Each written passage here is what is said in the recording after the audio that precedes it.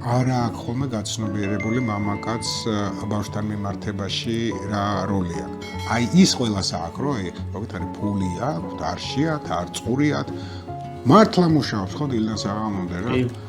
ხო და გონია რომ ეს საკმარისი და არ არის საკმარისი, მაგრამ მამის ურთიერთობა შვილთან ძალიან მნიშვნელოვანია ოჯახში. მაგრამ ამ ურთიერთობასაც ცოდნა უნდა. ურთიერთობა როცა შენ შვილთან ატარებ თუნდაც ერთ სრულფასოვან დღეს.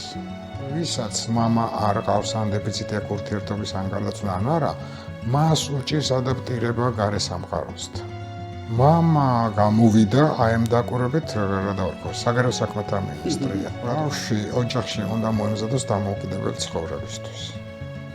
და გადაჭარბებული ზრუნვა თუ მოდი მეტი ზრუნვა არ აძლევს მას საშუალებას თვითონ გადაწყვეტოს რაღაცეები. დაიწყეთ, სანამ გარდატეხის ასაკში შესვლა მოხდება, დაიწყეთ რომ თქვენ შვილებს აუხსნათ რომ ისინი არიან პიროვნებები და მიაჩვიეთ გადაწყვეტილების მიღებას. დედები თუ რაღაც განსაკუთრებულ შემთხვევაში სადისტი არ დაიბადა ეს დედა აპრიორში უყვართ.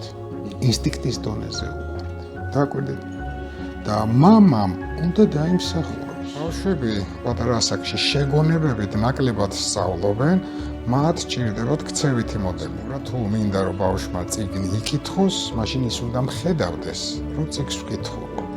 რა სწორი მიმართულება ბავშვებისთვის.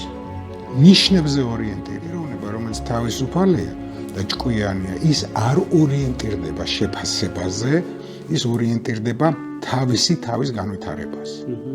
ის არც თავისუფლებას დაკარგავს შეფასების გამო და არც რაღაცებს არ შეცვლის, ხო?